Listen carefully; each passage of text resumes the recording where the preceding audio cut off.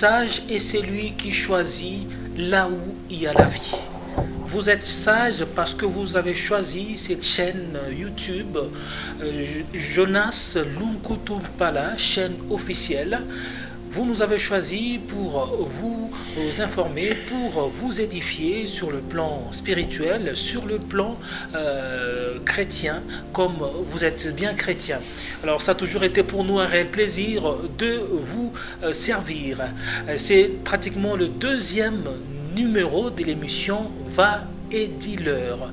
Va et dis-leur, c'est pratiquement toute une vie, tout un témoignage d'un homme de Dieu, d'un serviteur de Dieu, l'apôtre ou le pasteur Jonas Lunkutumpala Jedidia. Et aujourd'hui, nous avons encore le plaisir de les recevoir sur cette chaîne, dans cette émission Va et dis-leur. Et sans plus tarder, aimable téléspectateurs, nous allons lui dire bonjour. Bonjour, apôtre. Bonjour, mon frère. C'est pour nous un réel plaisir, une fois de plus, de vous recevoir dans cette émission. Merci, le plaisir est partagé. Alors, c'est depuis la fois dernière qu'on a amorcé le témoignage. Le témoignage qui retrace pratiquement votre passé. Un passé que je peux dire, un passé sombre, un passé trop triste, un passé qui retrace des souvenirs des fois macabres, des souvenirs trop tristes. Et là, aujourd'hui, nous allons continuer. Nous allons poursuivre vos témoignages. La fois dernière, on était en train de poser le base. C'était la première partie de l'initiation. Vous avez parlé de comment vous avez été initié dans la sorcellerie ou dans des sciences occultes. Oui, effectivement.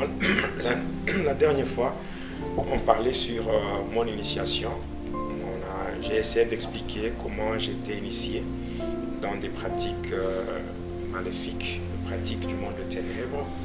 Ce n'était pas, je dirais, c'était des gens animés de mauvaise foi qui m'avaient fait entrer dans le satanisme sans consulter ma volonté. Donc c'était en fait ça. Donc j'ai eu à parler comment j'avais parlé sur ma double naissance, parce que j'avais deux mères, une mère biologique et une mère spirituelle dans le monde de ténèbres. Donc dans le monde des humains, j'avais une mère qui est déjà décédée depuis le 2 mars de l'année 2009, c'est-à-dire 6 ans après ma délivrance. C'est là, donc ma mère est morte cette année-là. Mais dans le monde de ténèbres, j'avais une deuxième mère, c'était une sirène, et dans le domaine mystique, on l'appelle la dame des toilettes. Donc son nom, c'est Marie-Madeleine. Et son département se trouve au fond de la mer Méditerranée. Je pense que c'est par là que je m'étais arrêté. Voilà, aimables téléspectateurs, vous tous qui suivez la chaîne YouTube Jonas Lunkutumpala, chaîne officielle, vous comprenez que c'est un témoignage très édifiant. Et surtout, ne ratez pas, nous allons aller jusqu'au bout de ces témoignages. Hormis ça, nous aurons d'autres sujets que nous aurons à débattre ou à parler par l'entremise de cette émission avec l'homme de Dieu, le pasteur, l'apôtre Jonas Lunkutumpala. Alors, pasteur, aujourd'hui nous allons poursuivre cette première partie ou la suite du premier partie sur l'initiation. Et après ce que vous avez raconté la fois dernière, la suite c'était comment? D'accord, donc la fois dernière, j'avais parlé, je m'étais arrêté au niveau de... Enfin, j'étais en train d'expliquer comment j'étais né dans une famille de chefs coutumiers. Donc c'est par là que tout est parti, parce que c'est en fait dans la sorcellerie, dans la sorcellerie familiale du côté paternel, c'est-à-dire dans la famille élargie du côté paternel, c'est une famille de chefs coutumiers. Et dans le monde des sorciers, on cherchait un enfant qu'on devait préparer dans la sorcellerie pour que dans les jours à venir, que cet enfant devienne un chef coutumier. Ça, j'avais expliqué que la malchance était tombée sur moi pendant que ma mère était enceinte, donc elle attendait famille. Et c'est comme ça que par des moyens qui sont purement sataniques, des moyens moyens mystiques, on avait fait disparaître la grossesse que portait ma mère et que l'enfant qu'elle portait en son sein, cet enfant, était directement transféré dans le monde de ténèbres. Alors voilà, étant arrivé là-bas, comme on me voyait avec une apparence féminine, c'est comme ça que les démons qui quittaient le monde de Lucifer pour venir faire le mal dans le monde des humains, en transitant bien sûr par le monde des sorciers, c'est là que les démons m'avaient repéré.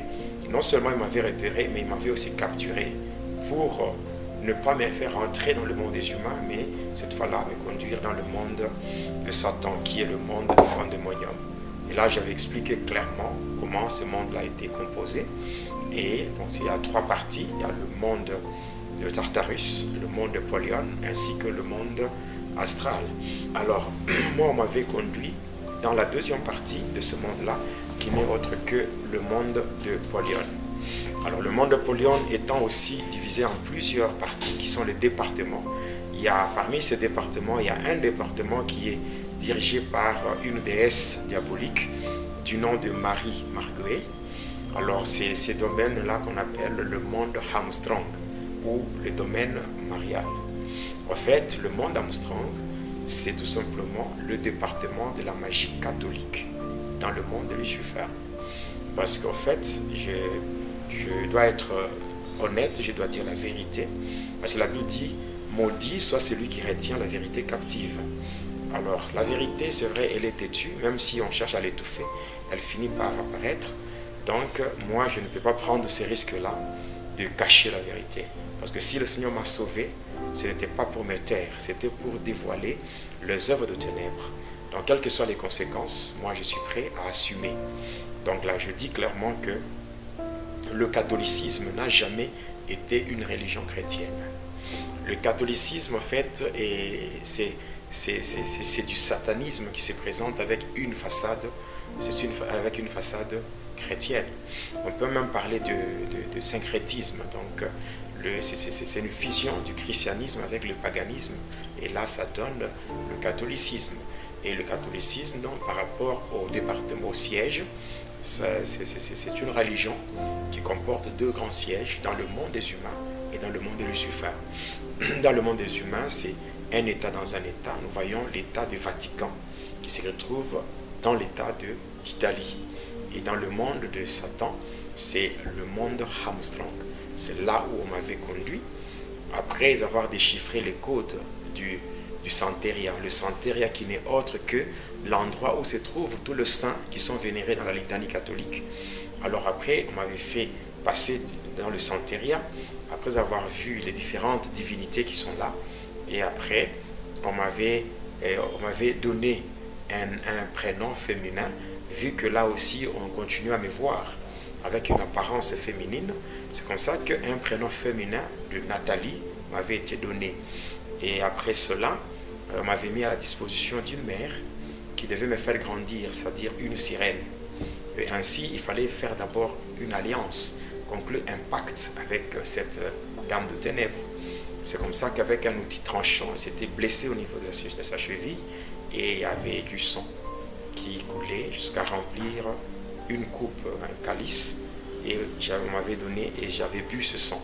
Et de là, elle m'avait pris pour aller ensemble avec elle dans son département qui se trouve au fond de la mer Méditerranée. Et spirituellement, c'est là où j'ai grandi. Voilà. Alors, j'étais resté là-bas. Et par après, dans ce monde ici, le monde des humains, qu'on appelle la sphère de Malkout, c'est là que ma mère avait de nouveau conçu. Et lorsqu'elle avait conçu, et quand elle avait conçu, et donc quand elle avait conçu, moi j'étais dans le monde de ténèbres. Et par après, qu'est-ce qui s'était passé quand ma mère avait conçu, et lorsque la grossesse était presque à terme, mon père devait effectuer un voyage. Il devait quitter Kansenya pour donc vers l'Ikassi. Alors, par rapport à cela, avant son départ, il avait dit à ma mère que selon lui, l'enfant qui devait naître serait une fille. Bon, il serait une fille, c'est ce qu'il lui avait dit. Il avait dit que l'enfant qui devait naître serait une fille. Et par conséquent, le nom qu'on devait donner à cet enfant-là, c'était le nom de Nathalie. Or que le nom de Nathalie, c'est le même nom qui m'avait déjà été donné dans le monde de ténèbres. Et comment votre père a su qu'il fallait vous donner ces prénoms-là? Alors, le prénom-là, donc, en fait, mon père ne connaît rien de la magie. Il ne connaît rien du satanisme. Il n'a jamais été sorcier. Et si je peux exagérer, mon père n'a jamais fréquenté même des charlatans. Ouais. Ah, voilà. Il n'a jamais été dans une maison occulte. Mais comment est-ce qu'il pouvait connaître ça? Comment est-ce qu'il pouvait donner? La réponse est très simple. En fait, si on ne marche pas dans la crainte de Dieu, les démons peuvent suggérer leurs idées. Et la personne peut croire que ces idées viennent d'elle. Mais cependant, ce sont les démons qui ont suggéré ça. Ah, okay. C'est ainsi qu'un bon chrétien doit attacher une importance particulière au casque du salut, afin de garder toutes ses pensées captives à l'obéissance de Christ. Parce que si on ne craint pas Dieu, automatiquement c'est facile que les démons commencent aussi à injecter leurs on peut dire que ces noms-là ont été injectés ou inspirés. Oui, ce n'était pas, ça ne venait pas de lui. Et lui, il a été utilisé ici. Lui ne savait rien. Le prénom-là de Nathalie lui est venu comme ça. Oui, lui ne savait rien. Il a donné le prénom sans savoir d'où ça venait. Ouais. Voilà, d'où ça venait, il a donné ce prénom. Et c'est comme ça qu'il avait effectué son déplacement de Kansenyi vers Likasi. Et maintenant, pendant son absence, ma mère avait donné naissance à un enfant. Mais curieusement, l'enfant qui était né n'était pas une fille, c'était un garçon. Mais, alors le prénom de Nathalie était tombé parce qu'on ne pouvait pas donner à un garçon le prénom de Nathalie. Mais curieusement, l'enfant était né dans des conditions un peu spéciales parce qu'il était né enroulé dans des cordons. Et les enfants qui naissent de cette façon-là, on leur donne aussi un nom particulier, le nom de Mujinga. Mujinga, oui. Mujinga, en fait, c'est un nom diabolique, c'est un nom démoniaque. Mujinga signifie quelqu'un qui est lié. Il n'y a pas seulement le nom de Mujinga, il y a aussi les noms tels que Chanda, Galula, Mwadi, Mukalaï, Mukendi, Mashimabi et tout ça. En fait, il faut aussi faire très attention avec le nom. Le nom peut aussi être une porte que l'ennemi peut exploiter pour faire son entrée. Or, quand l'ennemi fait son entrée dans la vie d'une personne, ce n'est pas pour lui faire du bien, c'est pour détruire la personne. Comme il est dit dans Jean 10, que le voleur ne vient que pour égorger, dérober et détruire. Voilà, donc le nom peut aussi être une porte d'entrée. Parce que quand on porte le nom, premièrement, c'est pour vivre la signification du nom. Des deux, c'est pour vivre la vie qu'avait la personne qui portait ce nom avant vous. Et troisièmement, c'est pour vivre une vie en fonction de ce qu'on appelle le signe de naissance. Donc, il faut faire vraiment très attention avec le nom. Il y a beaucoup de chrétiens, beaucoup d'enfants de Dieu qui souffrent aujourd'hui, tout simplement à cause de leur nom. Donc, il faut prier pour que le Seigneur arrive à opérer une délivrance à travers le nom, ou bien que le nom soit vraiment sanctifié. Et là, vous donnez raison à ceux-là, après avoir accepté les Seigneurs, ils changent directement de prénom. Bon, changer de prénom, si cela se fait par l'orientation du Seigneur, on ne peut pas s'opposer à cela. Mais si c'est juste un plaisir humain où quelqu'un se dit non, je change de nom, bon, moi je ne trouve pas que cela soit nécessaire. Moi je pense que le vrai changement qui doit se faire dans la vie d'une personne, c'est le changement de sa nature, la nature de la personne, le comportement, le caractère, pour que la vie de la personne soit le reflet de la gloire de Dieu sur la terre.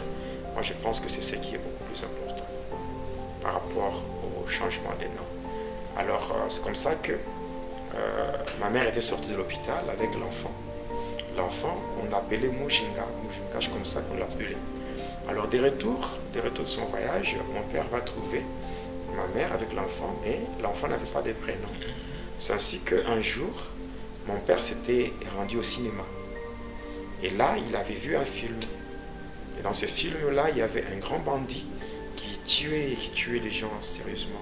Et ce bandit portait le nom de Jules Barnabé.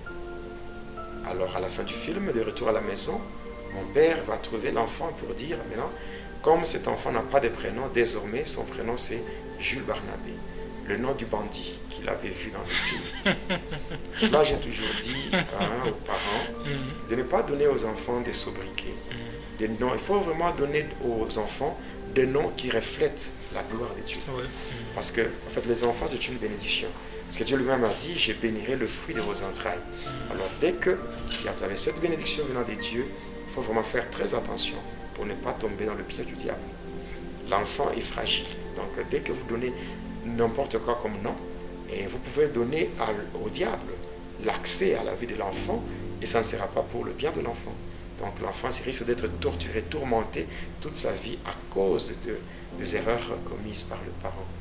Alors, bien sûr, avec tout ce que je suis en train d'expliquer, tout celui qui me suit pourra toujours se poser des questions. Mais cet homme, il dit qu'il a été dans le ténèbre. Mais comment est-ce qu'il a su tout ce qui s'est passé chez ses parents? Oui. Donc je pense que cette question, même vous... La fois dernière, la fois passée, je vous l'avais posée. Oui. Comment est-ce que je pouvais savoir, moi qui étais dans le ténèbre, comment est-ce que je pouvais savoir tous les événements qui s'est passé dans ma famille, tout ce qui s'est passé, comment est-ce que je pouvais savoir cela? Ici, la question, en fait, cette question a une réponse qui est facile pour quelqu'un qui a vécu dans le ténèbre, mais difficile pour quelqu'un qui a vécu seulement dans le monde des humains. La réponse est celle-ci. Le diable, Satan, Lucifer, il utilise deux codes pour contrôler le monde. Il a juste deux codes. Le premier code, c'est ce qu'on appelle le contrôle de l'univers. Et le deuxième code, c'est ce qu'on appelle comment tourner la Bible dans un mauvais sens. Ce sont les deux codes que le diable utilise pour gérer ce monde ici, pour contrôler ce monde, pour imposer sa domination dans ce monde. Donc si nous commençons avec le code qu'on appelle comment tourner la Bible dans un mauvais sens. Tourner la Bible dans un mauvais sens, c'est tout simplement remplacer l'évangile du salut par l'évangile de la bénédiction. Ça, beaucoup de gens, même beaucoup des pasteurs qui ne servent pas Dieu, qu'on peut même appeler des bouches maladroites. Excusez-moi le terme, mais c'est comme ça. Il y a des bouches maladroites qui sont là, non pas pour servir Dieu, mais pour se servir eux-mêmes. Nous sommes des serviteurs de Dieu, c'est que nous sommes au service de Dieu. Et il y en a d'autres qui se servent de Dieu pour leurs intérêts. Il y a quelqu'un, au lieu de servir Dieu, quand nous lisons Colossiens 1,16, la Bible dit que tout a été créé par lui et pour lui. Donc nous avons été créés par Dieu et pour Dieu. Voilà. Alors, pasteur, avant bien sûr qu'on puisse essayer un peu de décortiquer ces deux codes, est-ce que j'aimerais un peu que vous puissiez un peu parler et finir un peu la partie de l'initiation pour qu'on puisse retourner à la définition de code? Non, c'est un enchaînement. Ah, ok. Oui, parce que on ne peut pas bien terminer l'initiation sans toutefois comprendre, sans expliquer cette partie. Parce que là, nous allons créer la confusion chez ceux qui nous suivent. Voilà, allez-y. Voilà. Alors, je parlais de ces deux codes. Donc, le premier code, c'est ce que je viens de parler de contrôle de l'univers. Comment tourner la Bible dans un mauvais sens. Quand je dis, c'est en fait remplacer l'évangile du salut par l'évangile de la bénédiction. Et là, nous voyons qu'il y a beaucoup de gens qui n'ont pas été appelés par Dieu, mais qui veulent se servir de Dieu pour leurs intérêts. C'est eux-là qui viennent, ils viennent pour parler beaucoup plus sur la prospérité. La prospérité, parler sur l'élévation, le voyage et beaucoup de choses. Donc ils sont là pour dire aux gens les choses que les gens ont besoin d'entendre, juste pour égayer les gens. Voilà. Or qu'en réalité, ce n'est pas ça l'œuvre de Dieu. Nous devons savoir que l'évangile du Seigneur Jésus-Christ n'est pas un évangile de bénédiction ou l'évangile de prospérité. Je parlerai dans la suite, lorsque je parlerai sur l'occultisme dans l'Église, vous verrez pourquoi l'évangile de prospérité, on l'appelle aussi les cultes de Baal. Les cultes de Baal. Donc le culte du pouvoir, de la fertilité ainsi que de la fécondité. On parlera sur ces choses-là lorsqu'on va aborder un point sur l'occultisme dans l'Église. Ce que je peux dire par rapport à ce code-là, c'est que l'évangile du Seigneur Jésus-Christ, c'est l'évangile du salut. L'évangile du salut. Mais la bénédiction, c'est la conséquence du salut.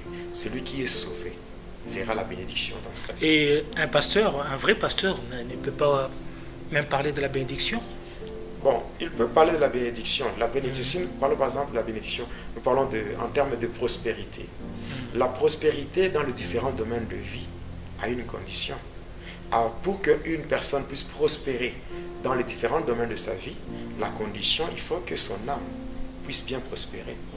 Comme il est dit, je souhaite que tu prospères à tous égards et que tu sois en bon, que tu prospères à tous égards, comme prospère l'état de ton âme et que tu sois en bonne santé. Donc, pour prospérer dans tous les domaines, il faut d'abord que l'âme puisse bien prospérer. Or, quand on parle de la prospérité de l'âme, on voit le salut, parce que le Seigneur est venu pour sauver les âmes. Et le salut, quand même, bien dans la Bible elle-même, c'est un livre du salut. Mais en fait, ici, pasteur, il y a aussi ceux-là qui ne prient pas Dieu, mais qui, l'état de leur âme n'est pas du tout correct, mais qui prospèrent. Non. Prospérer selon Dieu. Ah, okay. Parce qu'il y a prospérer selon le diable. Quand vous prospérez selon le diable, c'est que vous avez vendu votre âme. Oui. Il y a des gens qui ont des biens, qui ont ceci ou cela sur cette terre, mais au final, ils vont se retrouver en enfer, dans le feu. Il y a des gens qui ont vendu leurs âmes au diable. Parce que quand nous parlons de la parole de Dieu, la Bible en réalité, c'est le livre du salut. C'est la bénédiction, c'est la conséquence du salut. Avant d'abord, c'est les saluts, et puis la bénédiction. La bénédiction vient lorsqu'on est sauvé. C'est une Parce conséquence. qu'une bénédiction sans salut est une malédiction. Une bénédiction sans salut est une malédiction.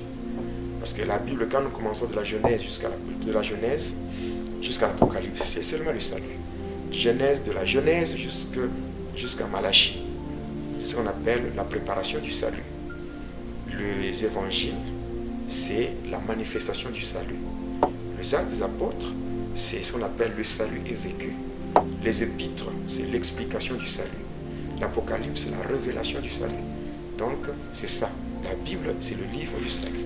Le secret du monde, les secrets de tout est renfermé dans la parole de Dieu qui est la Bible. Oui. Et le diable fait de sa manière pour renverser, pour changer cela oui. Et tordre. Tourner oui. La Bible dans un mauvais sens, c'est-à-dire que oui. Remplacer l'évangile du salut par l'évangile de bénédiction. C'est comme ça qu'aujourd'hui, beaucoup de gens, au lieu de rendre d'abord un culte à Dieu, d'abord ils vont à l'église parce qu'ils ont des problèmes qui demandent des solutions. Parce que quand on va à l'église, on ne va pas à l'église d'abord pour que nos problèmes soient résolus. On part à l'église d'abord pour rendre un culte à Dieu. Quand nous lisons Lévitique 19, le verset 30, la Bible dit, c'est Dieu qui parle. Il dit, vous observerez mes sabbats et vous révérerez mon sanctuaire. Et quand Dieu parle comme ça, d'abord, il ne parle pas de bénédiction. Ouais. Quand nous rendons un culte à Dieu, nous faisons de l'Éternel nos délices. C'est là que lui aussi nous donnera ce que nos cœurs désirent. Selon le psaume 37, verset 4, fais de l'Éternel tes délices et il t'accordera ce que ton cœur désire. Et c'est là, pasteur, qui a beaucoup de problèmes, et surtout en ce qui concerne les enfants de Dieu actuellement. Donc, on entre dans l'église, l'intention n'est pas d'abord de rendre un culte agréable à Dieu. L'intention, c'est que je sois guéri, que mon problème soit résolu par Dieu, que j'aie telle ou telle chose, et on ne sent pas cet amour et cet engagement des enfants de Dieu envers leur Créateur. Oui, ça c'est ce que le diable a déjà fait. Et il a déjà enrôlé beaucoup de soi-disant pasteurs qui sont là, qui parlent tout ça, qui sont des bons orateurs, hein, qui ont l'éloquence par rapport au parler, hein, des gens qui ont le verbe.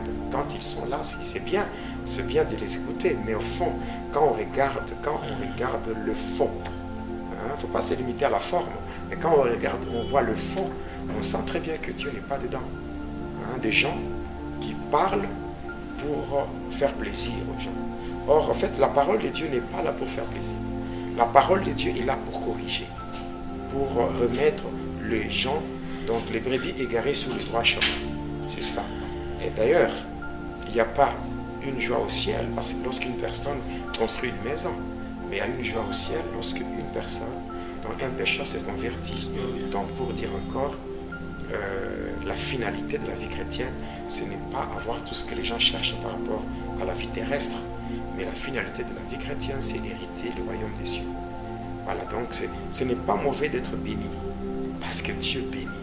Il est le Dieu de bénédiction. Il a dit, j'ordonnerai à la bénédiction de vous suivre. Oui, quand nous prenons Deutéronome 28, nous voyons vraiment une litanie de bénédiction de la part de Dieu. Et on commence par dire, si vous mettez en pratique les ordonnances que je vous prescris en ce jour, l'Éternel, votre Dieu, il vous donnera la supériorité sur toutes les nations de la terre. Et après ça, il y a les bénédictions qui suivent. Ces bénédictions-là commencent par une condition. Et cette condition-là, c'est d'abord mettre en pratique ce que Dieu demande.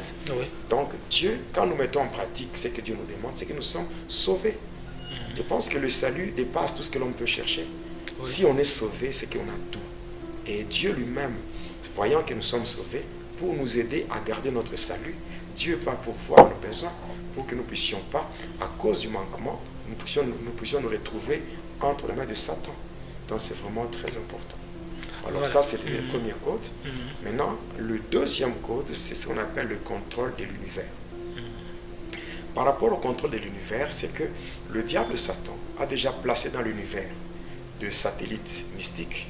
Et ces satellites-là ont comme mission de capter les images de tout ce qui s'est fait dans ce monde.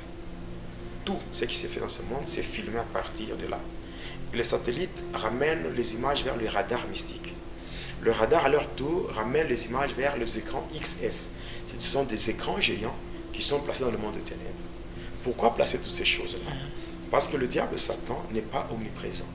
Il ne peut pas être partout et au même moment. Alors, vu qu'il n'est pas omniprésent, il est obligé, pour faire son contrôle, il est obligé de placer tous ces éléments-là. C'est ça la différence avec notre Seigneur, le Seigneur Jésus-Christ. C'est que le Seigneur, lui, n'a pas besoin, il n'a ni besoin de satellites, ni besoin de radars, ni besoin de mais en fait, ces radars-là que le diable a déjà placés, c'est invisible. C'est pas comme invisible, c'est pas comme quand on est initié dans le pratique satanique qu'on peut connaître toutes ces choses-là. Et maintenant, à partir de là, ces radars-là, ils renvoient les images vers les écrans XS dans le monde de ténèbres, dans le monde de Satan. Ça renvoie les images là-bas. Et maintenant, quand on est là, dans le monde de ténèbres, à partir de ces écrans-là, on peut facilement voir tout ce qui se passe dans ce monde ici. Et même certains faux prophètes, ils peuvent se connecter aussi là-bas et connaître certains événements. Ils peuvent, passant par certaines formules mystiques, ils peuvent se connecter là-bas et commencer à vous parler avec précision. Je ne dis pas que tous les prophètes sont des faux. Même la Bible dit, ne méprisez pas les prophéties, mais examinez toutes choses et retenez ce qui est bon. Mais en fait, en réalité, et selon ce que nous voyons, et qu'il y a certes beaucoup de prophètes que Dieu a suscités, et il y a aussi beaucoup de faux que le diable... Oui, les fausses. Bon, en fait, si on doit vraiment être direct, ce que je peux dire, c'est que ce sont les faux qui sont en grand nombre. Oui, les faux sont en grand nombre par rapport aux vrais. Donc maintenant, à partir de ces écrans-là, c'est là quand le diable, à partir de ce deuxième code, le contrôle de l'univers, à partir de ce deuxième code, c'est facile pour le diable de connaître d'abord les vrais chrétiens et les faux. Parce qu'être chrétien, ce n'est pas aller à l'église. Être chrétien, ce n'est pas commencer à crier à gauche, à droite que je suis chrétien, non. Être chrétien, déjà, il y a des signes.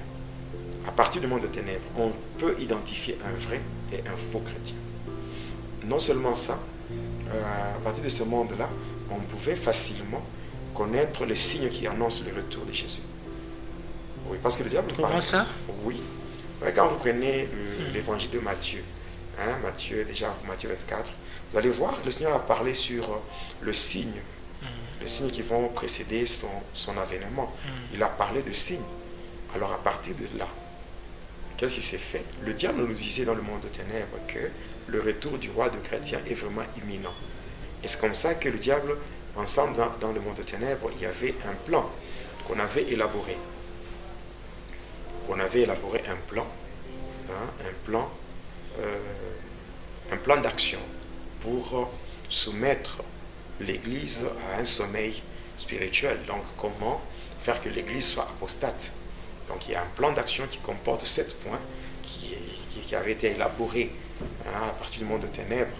Là où on voit le problème de l'homosexualité, on voit donc l'influence des mondes des affaires, toutes ces choses-là. Donc, la rivalité au sein des églises et tout ça, ça a été planifié à partir du monde de ténèbres. Et ce sont des choses que nous voyons chaque jour. Et moi, quand je vois ça, je me dis, voilà, donc le diable, il a mis en exécution son plan. Alors, à partir de cela, nous, quand nous étions dans le monde de ténèbres, je pouvais, à partir de ces écrans-là, voir tout ce qui s'est passé dans ma famille. Et ainsi, avec précision, je peux dire, je vais tout expliquer. Voilà, mon père avait quitté pour aller donc enseigner vers l'Écatie, que c'était passé, quand ma mère était restée, tout était contrôlé à partir du monde de ténèbres. En fait, ces radars sont en fait presque partout. Oui. Dans le monde, c'est-à-dire que dans l'univers, dans le monde entier, c'est-à-dire que tous les 5 continents sont contrôlés. Oui, et même la Bible dit que le monde entier est sous le contrôle du malin.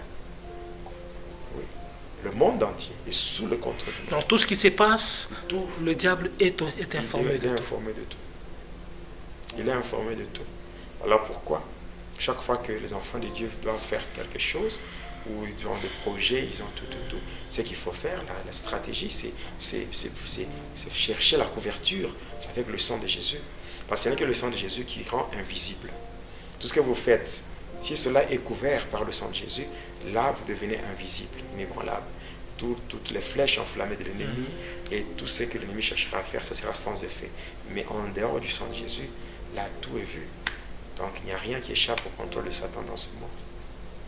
Parce que le diable, c'est le prince de ce monde. Voilà. Donc à partir de cela, je pouvais tout voir. Voilà. Et lorsque l'enfant grandissait, et lorsqu'il avait atteint l'âge de 2 mois, c'est comme ça qu'à partir du monde de ténèbres, on m'avait donné la mission de retourner dans ma propre famille et donc dans ma propre famille et prendre possession du corps de cet enfant qui n'était autre que mon frère. C'est comme ça que j'étais rentré. Et en rentrant, comme moi j'étais un esprit, comme je l'avais dit dans l'émission de la fois passée, j'avais dit, j'étais un esprit. J'ai toujours glorifié le Seigneur, j'ai toujours dit merci à Jésus-Christ parce qu'il m'a libéré d'une double vie. Donc j'étais 50% humain, 50% démon. C'est cette vie-là, c'est de cette vie que le Seigneur m'a tiré. Et maintenant il a fait un homme à part entière, donc 100% humain.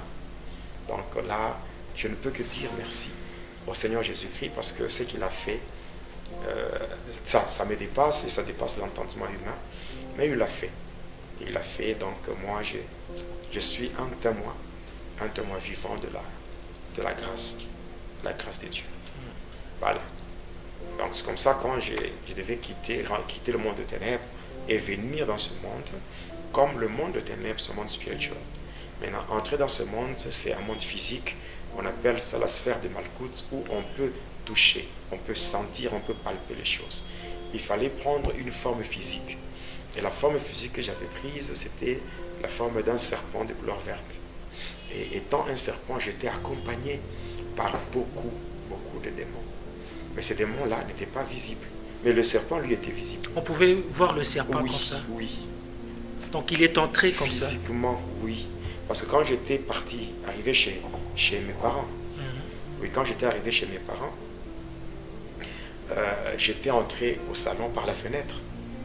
Et l'enfant était allongé dans le canapé. Voilà, il était allongé dans le canapé. Et quand j'étais entré, mes 2 parents étaient là. Est-ce que je dis, même si on appelait mon père aujourd'hui, il peut témoigner de ça. Il peut témoigner, il va attester la véracité de ce que je dis. C'est comme ça que j'étais entré au salon, dans le canapé où il y avait l'enfant. Alors, l'enfant avait tout autour de son hanche une corde que beaucoup de mamans avaient cette mauvaise habitude de placer tout autour de leurs enfants. Et pour elle, elle se servait de cette corde pour attacher les couches. Alors, c'est comme ça que moi, quand j'étais entré, je m'étais d'abord enroulé sur le corps de l'enfant, de la même manière qu'il était né. En fait, vos parents étaient là? Ils étaient là. Et ils voyaient cette scène-là. Donc, ils étaient là, impuissants. Ils ne savaient pas quoi faire. Parce que, par après, lorsque j'ai eu ma délivrance, je parlais un jour avec mes parents, hein, je leur parlais de ça. Et ma mère me disait, mais bon, nous, quand on regardait, on était impuissants avec ton père, parce que on se disait que si on attaquait le serpent, à son tour, il allait mordre l'enfant. Et par conséquent, ils étaient là, comme hypnotisés, en train de regarder la scène. Ils voyaient tout. Voilà. Alors ils voyaient tout ce qui s'est passé. Et c'est comme ça que moi, je m'étais enroulé. Pendant que je m'enroulais sur le corps de l'enfant, les démons qui m'accompagnaient avaient coupé la corde. Et lorsqu'ils avaient coupé la corde, ils commençaient à tirer la corde.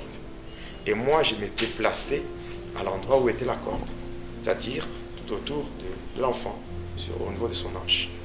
Maintenant, pendant que les démons tiraient la corde, et là, mes parents voyaient le serpent en train de partir. Or que ce qui partait là, c'était juste la corde qui était tirée par les démons. Okay. Et comme les démons n'étaient pas visibles, mes parents ne pouvaient pas les voir.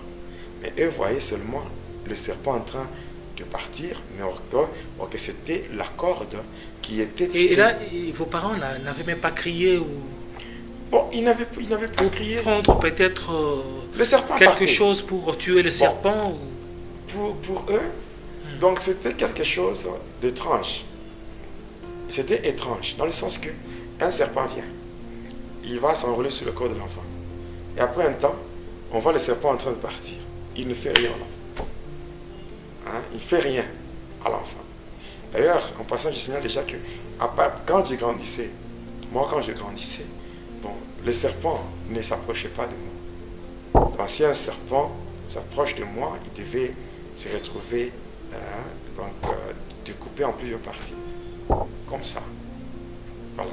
Et ces phénomènes-là, moi, je ne savais pas comment l'expliquer. Alors, le serpent était parti. Or, en réalité, c'est la corde qui était tirée. Le serpent était resté sous le corps de l'enfant. En fait, se retrouver maintenant deux esprits avec un seul corps. Mais il fallait que l'un des deux puisse rester. Voilà. Beaucoup de gens se posent des questions. Est-ce que c'est l'incarnation? Est-ce que c'est quoi au juste? Donc, moi, j'explique ce que j'ai vécu. Et je ne sais pas répondre à ceux qui posent des questions par rapport à l'incarnation. Non. Alors, ce qui s'est passé au final, c'est que nous étions restés à deux.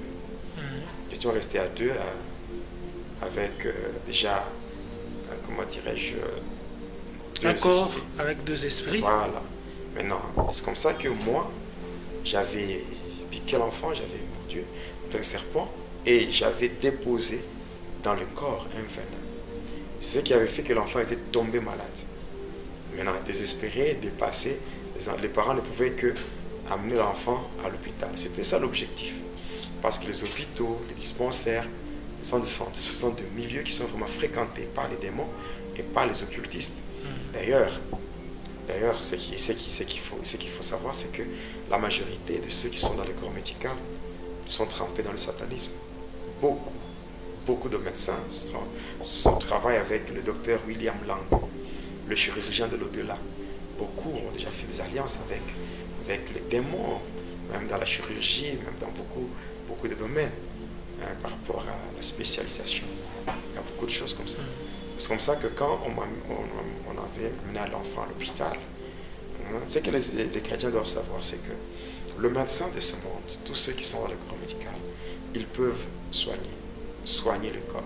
Mais guérir, ça, ce n'est que Dieu. Voilà. C'est pourquoi, avant de partir à l'hôpital, quand il y a un cas de maladie, avant d'aller à l'hôpital, ce qu'il faut faire, c'est d'abord prier. Prier pour que Jéhovah Rapha, Jésus-Christ, l'éternel Dieu qui guérit, qu'il mette sa main dessus.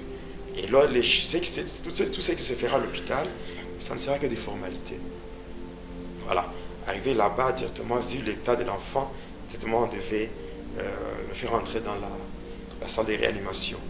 Et arrivé maintenant dans la salle de réanimation, qu'est-ce qui s'était passé? À partir de la salle de réanimation, maintenant, on avait fait descendre dans la salle ce qu'on appelle la soutane d'emportement. La soutane d'emportement, ce sont les démons qui étaient venus avec, juste pour prendre l'enfant. Pour prendre l'enfant. Maintenant, il fallait que moi, je fasse mon entrée. Je devais faire mon entrée dans l'enfant. Et ça s'est passé à partir du produit qu'on devait injecter. Et pendant qu'on avait pris le flacon et qu'on avait tiré le produit, c'est comme ça que les démons qui étaient venus avec la soutane d'emportement étaient venus aussi avec la corde là qui était prise avant. Et cette corde était remise à sa place. Et moi, je n'étais pas un humain. Il faut que je sois clair dans ce que je dis. Je n'étais pas un humain, j'étais un esprit démoniaque. C'est comme ça que je m'étais incarné dans le produit qu'on devait injecter à l'enfant. Et pendant qu'on injectait le produit, c'est de cette manière-là que j'étais entré dans le corps. Et là, l'enfant était mort. Et son esprit était sorti. Et le démon l'avait placé dans la soutane d'emportement, on est parti avec. Maintenant, c'était le matin vers 9h et l'enfant était mort. Et on avait vérifié tous les signes vitaux et on s'était rendu compte que l'enfant était parti. Et le décès était même confirmé. Et tout le monde pleurait. Tout le monde pleurait. Il fallait maintenant prendre le corps et partir avec. Pendant qu'on était en train de traîner là-bas, jusqu'à 13h. Arrivé à 13h, tellement que les gens pleuraient. C'est là que moi, j'avais ouvert les yeux. Et en ouvrant les yeux, maintenant, les gens qui pleuraient, tout s'était arrêté là. C'était maintenant des cris de joie. Et on faisait des cris de joie pour dire que l'enfant était revenu à la vie et tout. Et le même jour, on avait quitté l'hôpital pour rentrer à la maison. Voilà. Maintenant, c'était un bébé qui avait 2 mois et qui dormait dans un berceau dans la chambre des parents. Mais ce bébé-là n'était pas un bébé. Et voilà, c'est comme ça que pendant la nuit, moi, je pouvais sortir. Je sortais déjà, on venait me chercher par les sorciers de la famille élargie côté paternel qui venaient me chercher pour aller ensemble avec eux à la source du fleuve Congo. C'était là comme le QG, comme le quartier général, où on se réunissait pour faire beaucoup de choses. Voilà, ça c'est... Et votre frère, la suite, c'était quoi? C'est fini, c'était fini, il était mort. Il était parti parce qu'on avait déjà pris pas dans le centre d'emportement. Le centre d'emportement, c'est pour prendre et amener dans le monde astral. Le monde de ténèbres, c'est fini. C'était comme ça. Et vous avez pris sa place. Mais vous appartenez quand même au même père et même mère. Bon, c'est simple parce que, en fait, ce qui est vrai, c'est que les parents, les 2 enfants, ce n'étaient que les enfants des mêmes parents. Et c'était le diable qui avait joué sa carte, qui avait joué son jeu, et puis voilà. Voilà. C'est pour cela, ma vie à moi, c'est un mystère. Un mystère dans le sens que même le diable n'a jamais compris qui je suis. Même les humains, ça dépasse leur entendement. Mais moi, je suis ce que je suis. Alors, et vous êtes né... Le Seigneur qui me connaît. À l'âge de 2 mois déjà, vous étiez, on peut dire, un esprit conscient déjà, ouais. Mais tout en étant dans un corps bébé. Oui, c'est ça. Et vous parvenez aussi à comprendre tout ce que vos parents faisaient déjà à l'âge de 2 ans, de 2 mois. Oui, parce que je vous ai dit même la fois passée, je vous avais même dit ça, je vous avais dit que vous pouvez avoir un enfant qui n'a que, physiquement, qui n'a que 2 ans. Mais si cet enfant est déjà initié à la sorcellerie, c'est que l'enfant là n'a pas 2 ans. Sur le plan spirituel, l'enfant n'a pas 2 ans. C'est pratiquement un adulte. Oui, un adulte, oui. Et comment ça s'est fait par la suite, l'initiation? Oui, déjà à partir de là, quand on venait me chercher pour m'amener de l'autre côté, c'est que ça se fait comme ce que tous les sorciers font. C'est-à-dire avant de quitter, avant de partir, on se concentre et là, on prend le 2e corps qui est le corps astral. Donc on sort, on laisse le corps physique. Donc c'est comme ça. Avant de partir, on commence d'abord par plonger tous ceux qui sont dans la maison, plonger tout le monde dans un profond sommeil. et après on sort. On sort, on part, et dès qu'on commence à rentrer, on arrive, dès qu'on atterrit, et on peut maintenant libérer tout cela qui était dans le sommeil. C'est comme ça se fait. Ouais. Et on partait pour faire beaucoup de choses. D'abord, quand j'étais parti là-bas, déjà, on m'avait déjà, quand j'étais arrivé, on m'avait donné d'abord les différentes leçons de la sorcellerie. Donc, c'est pour bien travailler dans la sorcellerie, il faut d'abord, non seulement, parce que l'initiation de la sorcellerie se fait par quelque chose qui entre en vous, et qui s'attache directement à votre esprit. Et vous devenez déjà esclave de la chose qui est entrée en vous. Mais au-delà de ça, il faut passer par certaines pratiques ou certains enseignements. La première leçon, c'est on doit vous apprendre la haine. Donc un sorcier qui n'a pas la haine n'existe pas. Donc on doit vous apprendre comment haïr. Donc on vous apprend la haine. Après l'esprit de vengeance, c'est-à-dire que vous devez apprendre à rendre le mal pour le mal. Même si quelqu'un parvenait à s'amender ou vous demander pardon par rapport à un forfait, vous n'avez pas le droit de pardonner. Et puis on doit vous apprendre le sadisme. Le sadisme, c'est-à-dire c'est le désir de faire souffrir les autres. Donc vous devez être dans la joie quand vous voyez les gens souffrir. C'est comme ça que quand vous voyez même, bon, c'est une parenthèse, quand vous voyez par exemple dans un pays où les gens souffrent, mais ceux qui le gèrent sont à l'aise et se réjouissent de leur souffrance. Oui, ce sont des choses qui sont enseignées dans le ténèbre. Vous devez être sadique. Donc vous devez être animé par le désir de faire souffrir les autres. Oui. Donc quand les gens souffrent, ça fait du bien. Il faut seulement être un vrai chrétien pour comprendre ça. Que vraiment, je ne peux pas tolérer de me retrouver dans la joie en voyant les autres en train de souffrir. Ça, c'est seulement lorsqu'on est régénéré par le Saint-Esprit qu'on peut arriver à comprendre. Mais être un chrétien de non, parce que nous voyons ça dans les églises.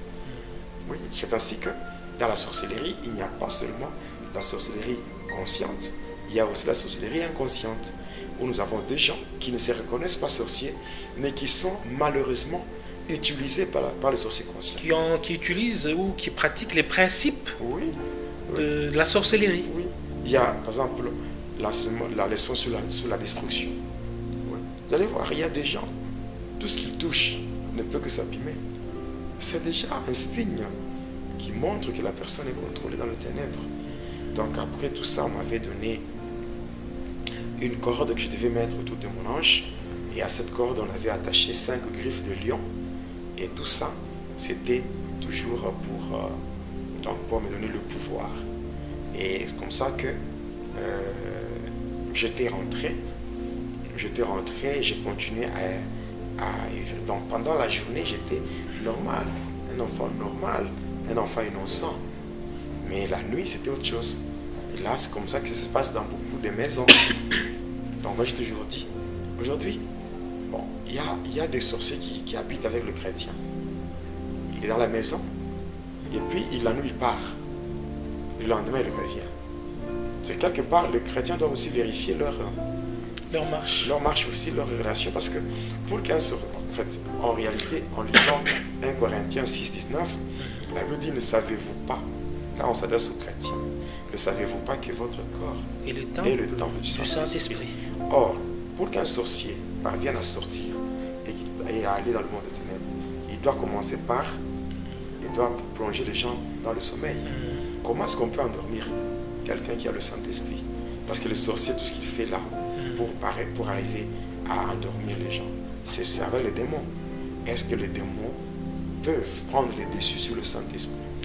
C'est pour ça que tout ce que nous sommes en train d'expliquer, l'objectif n'est pas de faire la publicité de Satan. L'objectif, en fait, c'est de montrer aux enfants de Dieu ce qui se passe. Et je me dis, si dans la maison il y a un vrai chrétien, un sorcier ne peut pas sortir. Ne peut pas décoller. Donc il n'y a ni décollage, ni atterrissage. Oui. Donc c'est verrouillé. Oui. Parce qu'en fait, quand nous faisons un chrétien dans la maison, Donc si un sorcier est dans une maison et que dans cette maison il y a un vrai chrétien, le sorcier n'aura que deux options. La première option, il s'est converti. Il donne sa vie à Jésus-Christ. Deuxième option, il va déménager. Il va quitter. Il va quitter. S'il veut demeurer dans la sorcellerie, il doit quitter. Parce que il sera toujours pointé absent dans le monde des ténèbres. Parce que s'il ne sort pas. Or, le diable aussi ne tolère pas d'absence. Vous vous absentez, il y a des punitions terribles. Et un sorcier, même s'il est malade, il doit toujours aller. Même si pendant les jours, vous le voyez avec une forte fièvre et tout. Mais la nuit, même s'il est sur le point de mourir, il doit aller. Pourquoi? Parce que pour aller là-bas, il va utiliser son deuxième corps. Qui n'est pas malade. Non, qui n'est pas malade. Parce que le sorcier aime beaucoup faire diversion. Ils peuvent créer des histoires. Là, vous croyez qu'il va ceci, à ça. Vous avez même pitié, tout. Mais comment arriver à vivre?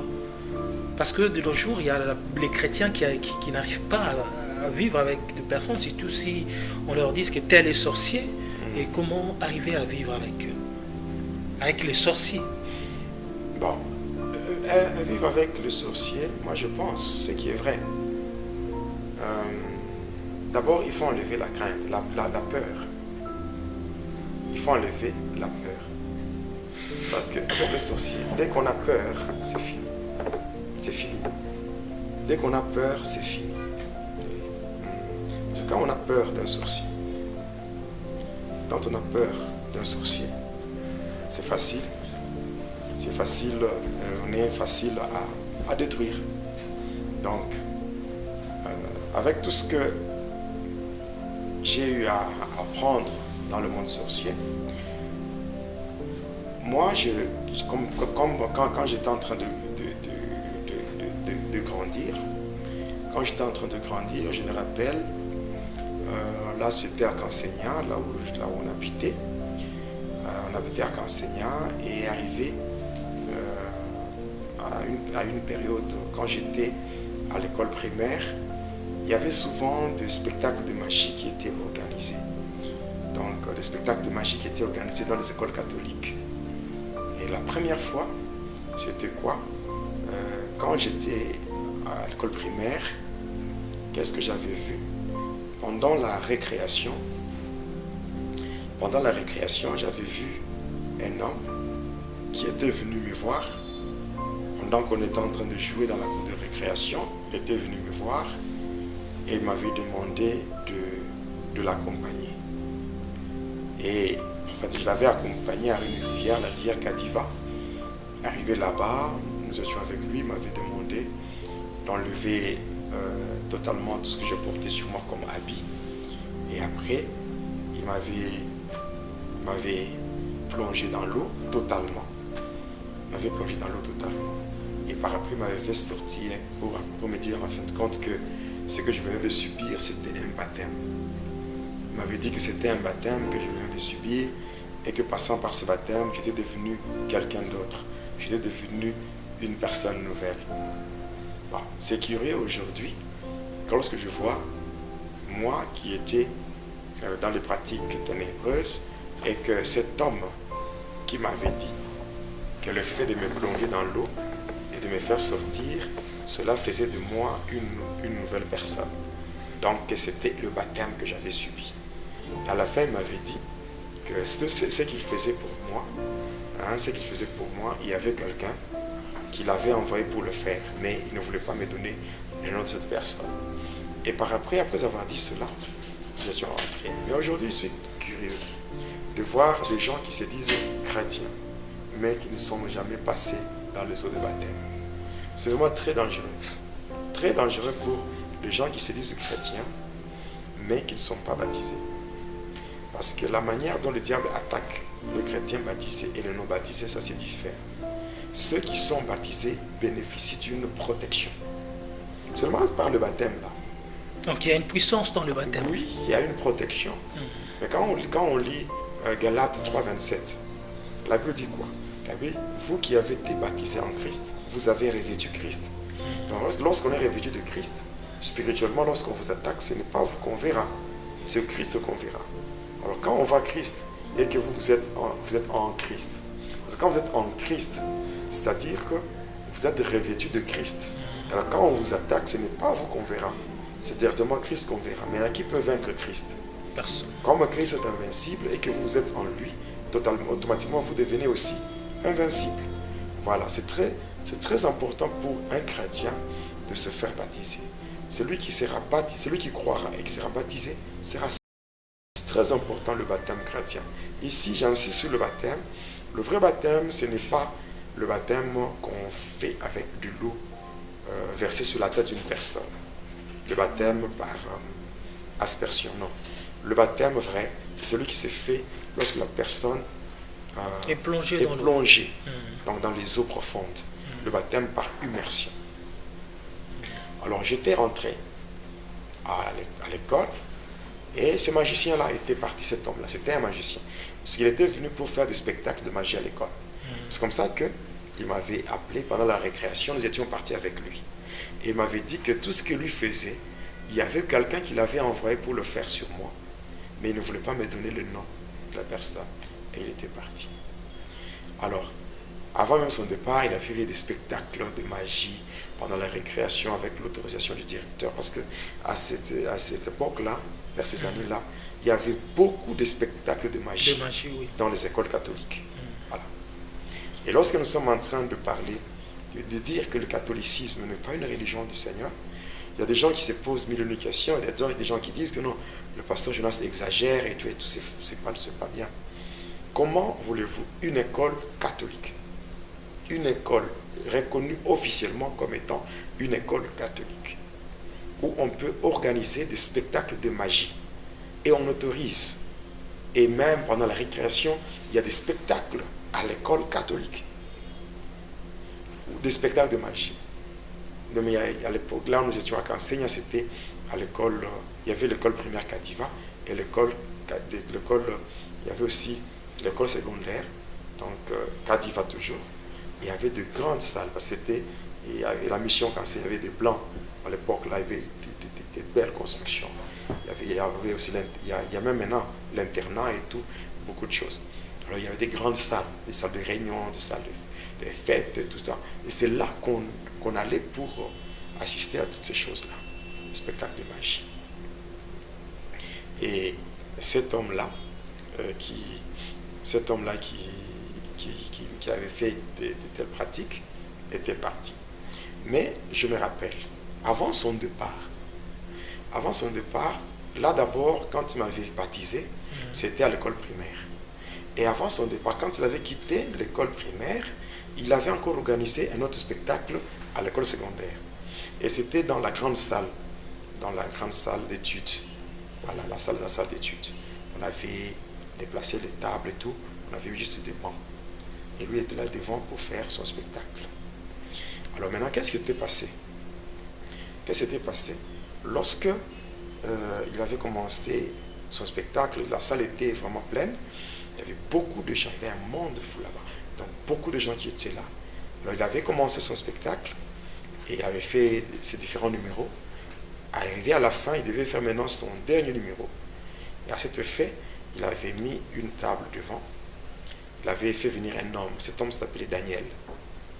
Alors quand cet homme Daniel était venu, il avait demandé de s'allonger sur la table. Après, il avait pris un tissu de couleur bleue. Il l'avait mis au-dessus. Après, il avait pris son couteau. Il avait poignardé ce monsieur au niveau du cou. Pour l'avoir poignardé comme ça, et le sang coulait. Cet homme saignait. Il avait perdu connaissance. Il avait pris un petit flacon, comme le flacon qui contient la pénicilline. Il avait placé à côté de la plaie, jusqu'à ce que le flacon était rempli du sang. Il l'avait mis de côté. Après, il avait couvert totalement le corps qui était sans mouvement.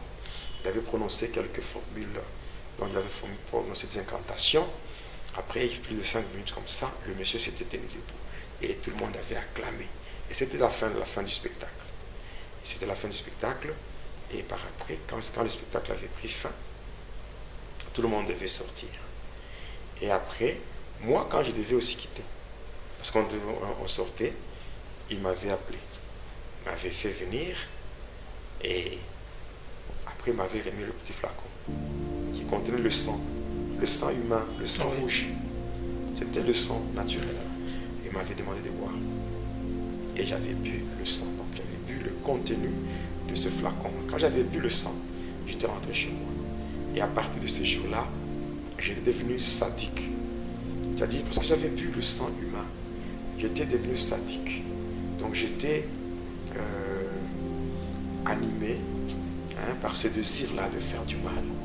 Donc je sentais en moi, faire le mal, c'était vraiment quelque chose de normal. Je trouvais ça ordinaire. Et c'est comme ça que ces magiciens-là étaient partis. Bon, quand il m'avait fait boire ce sang, il était parti. Après quelques années encore, il y avait... Alors, pasteur, je pense qu'on est presque à la fin pour aujourd'hui. Et j'aimerais un peu que vous puissiez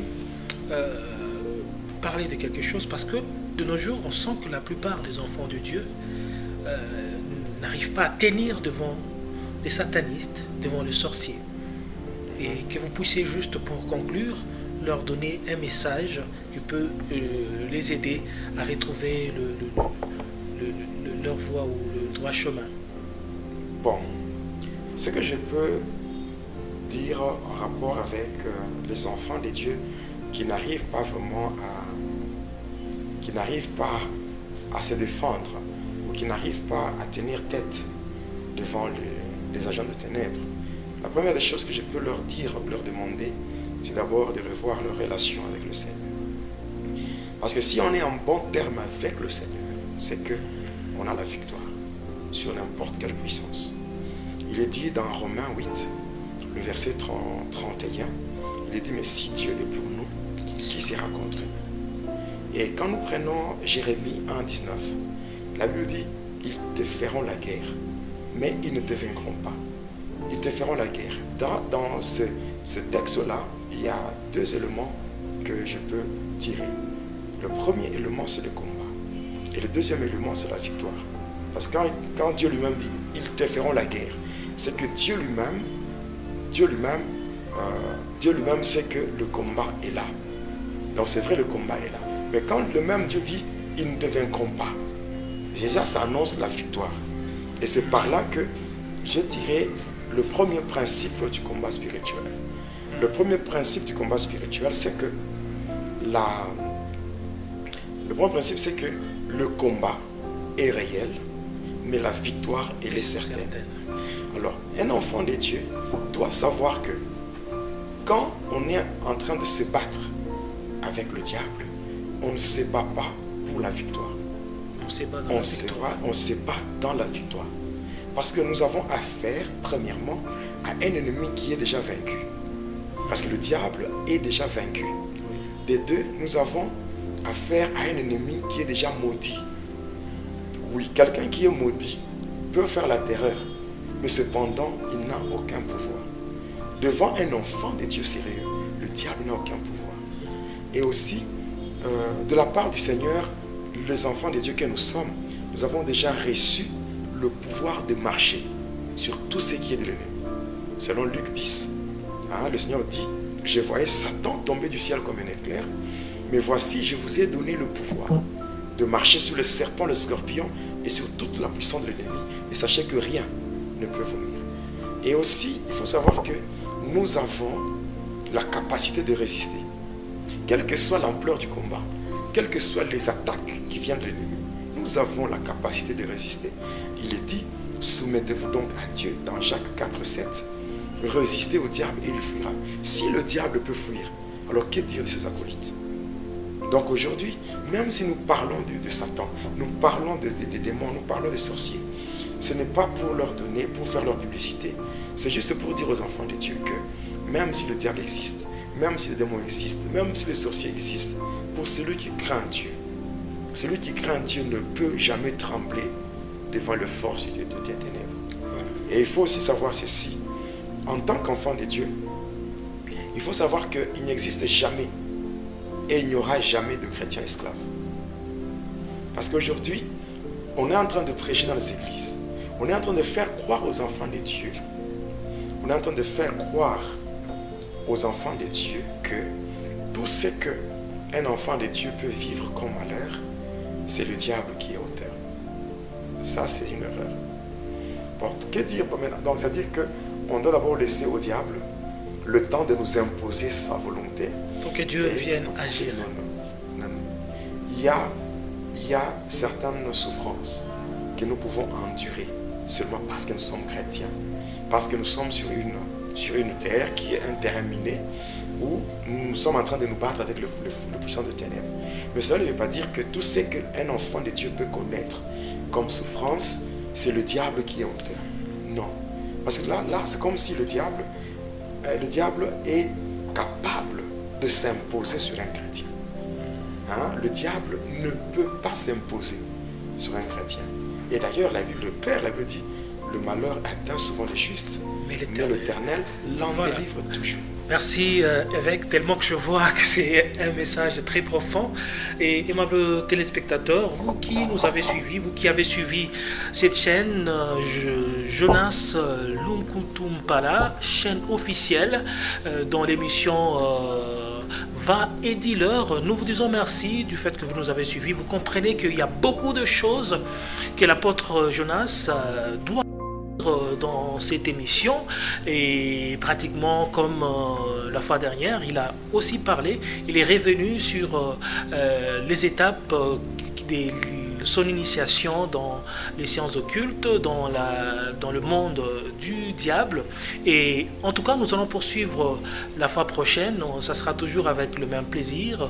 Apôtre, je pense que vous serez là pour parler au peuple de Dieu.